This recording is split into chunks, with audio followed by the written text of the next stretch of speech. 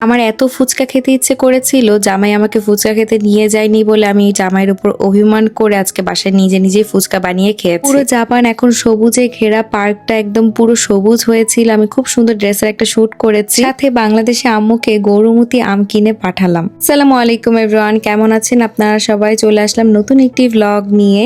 আশা করছি আপনারা সবাই অনেক বেশি ভালো আছেন। তো রাত হলে এই টাইপের ভাজা পোড়া খেতে অনেক বেশি ভালো লাগে। কি করব, জামাই আবদার করে, না করতে পারি না, তাকে বানিয়ে দিতেই হয়। আমি একটা রিল ছেড়েছিলাম, তো সেখানে অনেকেই জানতে চেয়েছিলেন এই ফ্রেঞ্চ ফ্রাইটা আমি কিভাবে ভেজেছি। ইনশাল্লাহ আপনাদের সাথে কোনো একদিন এটার রেসিপিটা শেয়ার করব। এটা খেতে আসলে অনেক বেশি মজা। আমি এটার সাথে আরো অনেক কিছু মিক্স করে তারপর বানিয়ে থাকি, আর খেতে অনেক বেশি ক্রিস্পি হয়। ছিল নেক্সট ডে। আমি আজকে খুব সুন্দর একটা ড্রেস পরেছি, আর এই ড্রেসটাই আজকে শুট করব। পিওর কটনের মধ্যে এই ড্রেসটা থাকছে। আপনারা কিন্তু স্টিচ আনস্টিচ বোথ এই ড্রেসটা নিতে পারবেন। স্টিচ নিলে ঠিক আমার মতন এভাবে স্টিচ পেয়ে যাবেন। আমি বলবো যে আপনাদের এই ড্রেসটা স্টিচ নেওয়াই বেটার, কারণ স্টিচটা আসলে এত সুন্দর হয়েছে। ছবি তুলতে আমার বাসার সামনে যে পার্কটা আছে সেখানে আমি চলে যাই, আর সেদিন পার্কে এত বাতাস ছিল আমি কোনোভাবে আমার ওড়নাটাকে ঠিক করে রাখতে পারছিলাম না। ড্রেসের ছবি রিল অলরেডি আমি ছেড়ে দিয়েছি। আপনারা অনেক পছন্দ করেছেন। ড্রেসটা আসলে অনেক বেশি সুন্দর আর অনেক বেশি রিজনেবল প্রাইস। যেহেতু অনেক বেশি গরম পড়েছে, গরমের মধ্যে আসলে এই টাইপের ড্রেস পরতে আমার অনেক বেশি ভালো লাগে। আর এই ড্রেসটার সাথে আমি একটা সফট পিঙ্ক টাইপের মেকআপ করেছি, আমার কাছে বেশ ভালো লাগছিল এই টাইপের মেকআপ। পার্কটা দেখতে না এখন এত সুন্দর লাগে, দেখেন চারপাশ সবকিছু একদম সবুজ হয়ে আছে। আর এই বেঞ্চটার মধ্যে আমি বসে অনেক সুন্দর সুন্দর ছবি তুলেছি। আমার এই ড্রেসটা আপনারা আজিজা ফেসবুক পেজে পেয়ে যাবেন। আমার ভিডিওর ক্যাপশনে আমি অবশ্যই পেজটা ট্যাগ করে। আর আমার হাসি নাকি আপনাদের কাছে অনেক বেশি বিরক্ত লাগে, প্লিজ আমার হাসি যদি আপনাদের কাছে অনেক বেশি বিরক্ত লাগে ভিডিওটা স্কিপ করতে পারেন। আমাকে যেভাবে বানিয়েছে তাতে আমি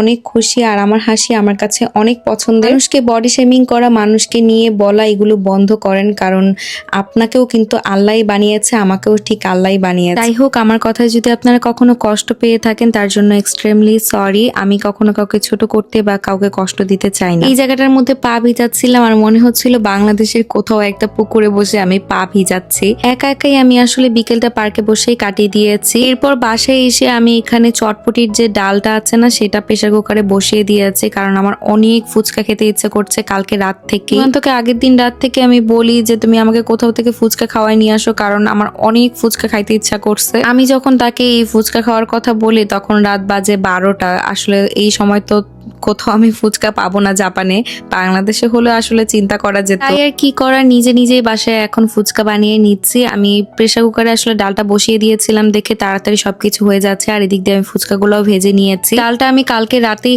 পানিতে ভিজিয়ে রেখেছিলাম, আর এখন খুব সুন্দরভাবে হয়েও গিয়েছে, আর সাথে কয়েকটা আলু সেদ্ধ দিয়েছি। ফুচকাতে আলু না হলে আসলে একদমই জমে না, তো আমি আলুগুলো এখন উঠিয়ে নিলাম, আর ভালো মতন এখন ডাবলিটাকে একটু আমি জাল দিব। ডালটাকে আমি খুব সুন্দর করে সেদ্ধ করে এখানে আমি চাট মশলা দিয়ে দিয়েছি, আর মরিচের গুঁড়াও দিয়ে দিয়েছি, শুকনা মরিচের গুঁড়া। এটা আমি বঙ্গবাজার থেকে এনেছি। এটার সাথে না আরো কিছু মশলা অ্যাড করা আছে। যখনই আমি এরকম চটপটিতে এই মশলাটা দেই তখন অনেক ভালো একটা ফ্লেভার আসে। সাথে একটু বিট লবণ দিয়ে আমি চুলার মধ্যে চটপটিটা একটু জাল হতে বসিয়ে দিয়েছি, আর এদিক দিয়ে আমি আলুটাকে একটু ম্যাশ করে নিচ্ছিলাম। জাপানে এসে সব থেকে বেশি আমি যেই খাবারটা মিস করি সেটা হচ্ছে ফুচকা। দেশে তো আমি সন্ধ্যা হলেই বাইরে ফুচকা খাওয়ার জন্য চলে যেতাম। এখানে তো আসলে চাইলেই মানে সবসময় ফুচকা খেতে পারি না, নিজের কষ্ট করে বানিয়ে খেতে হয়। বাসায় সবসময় সবকিছু এনে রেখে দিই, কারণ যখন যেটা খেতে ইচ্ছে করে তখন না আসলে নিজেরই বানিয়ে খেতে হয়। বিশ্বাস করেন, ভিডিও এডিট করতে করতে আমার মুখের মধ্যে এখনই পানি চলে আসছে, কারণ আমার এখন আবার ফুচকা খেতে ইচ্ছে করছে। আমি এখন কি করব বলেন তো? এখানে তেঁতুলটাকে আমি পানি দিয়ে ভালো মতন গলিয়ে নিয়েছি, সাথে চাট মশলা অ্যাড করেছি, একটু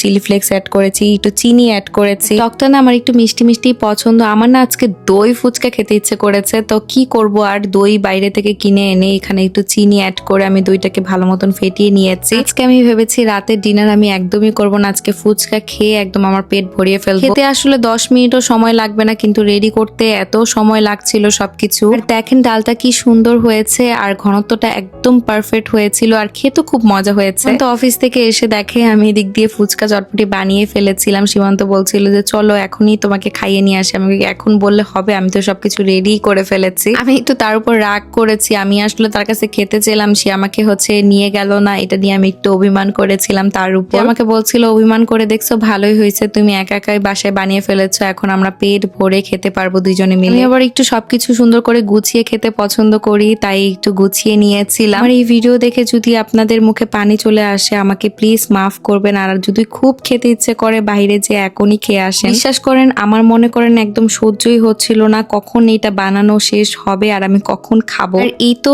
এক প্লেট ফুচকা আমি একদম সুন্দর করে বানিয়ে নিয়েছি, এখন খাওয়ার পালা। ভাই এত মজা হয়েছে, আমি মনে করেন পাগল হয়ে যেতেছিলাম খাইতে খাইতে। এখন চলে যাই বাংলাদেশে। বাংলাদেশে আম্মুকে আমি 2 ঝুড়ি আম পাঠিয়েছি, কারণ এই পেজের রিভিউ আমি অনেক অনেক ভালো দেখেছি আমের। সবাই দেখছিলাম খেয়ে খেয়ে বলছিল এই পেজের আম নাকি একদম মধুর মতন মিষ্টি। আমের সিজন অলরেডি শেষ হয়ে যাচ্ছে। দিনাজপুরে এমনিতে অনেক আম পাওয়া যায়, কিন্তু এটা হচ্ছে রাজশাহীর আম। এই আমটার নাম গৌরমতি। গৌরমতির নাম শুনে আমি অর্ডার দিয়ে দিয়েছি। নেক্সট ইয়ারে আমার বাংলাদেশে যাওয়ার ইচ্ছা আছে। আম্মুকে বলেছি কিছু আম তুমি সুন্দর করে ডিপ করে রেখে দিও, যেন আমি বাংলাদেশে আসলে এই গৌরমতি আম খেতে পারি। আম্মু বলছিল আমগুলো সাইজ বেশ বড় বড় আর দেখতেও নাকি অনেক সুন্দর ছিল। আমার সিজন প্রায় শেষ হয়ে আসছে, আমি বলবো যে তাড়াতাড়ি করে আপনারাও নিয়ে এরকম আম ডিপ করেও রেখেও খেতে পারবেন। আম্মু বলছিল আমটা খেতে এত মজা, ভিতরে যে একটা আঁশ থাকে না আমের, সেই আঁশটা নাকি এই আমের মধ্যে নেই। সুন্দর সুন্দর আমগুলো যদি আপনারাও খেতে চান এখনই ডেজি সেফ ফুড এই ফেসবুক পেজে মেসেজ করে ফেলুন। আমার ভিডিওর ক্যাপশন আমি পেজটা ট্যাগ করে রাখবো। আম শেষ হয়ে যাওয়ার আগে তাড়াতাড়ি করে এখনই তাদের পেজে মেসেজ করুন আর অর্ডার করে ফেলুন। আসলে সব থেকে বেশি ভয়ে ছিলাম যে আমের ভিতরে কোনো ধরনের পোকা হবে কিনা, একটা আমেও নাকি পোকা হয়নি। আজকের ভিডিওটি আমি এখানেই শেষ করছি। সবাই ভালো থাকবেন, সুস্থ থাকবেন। আল্লাহ হাফিজ, দেখা হচ্ছে নেক্সট কোনো ব্লগে।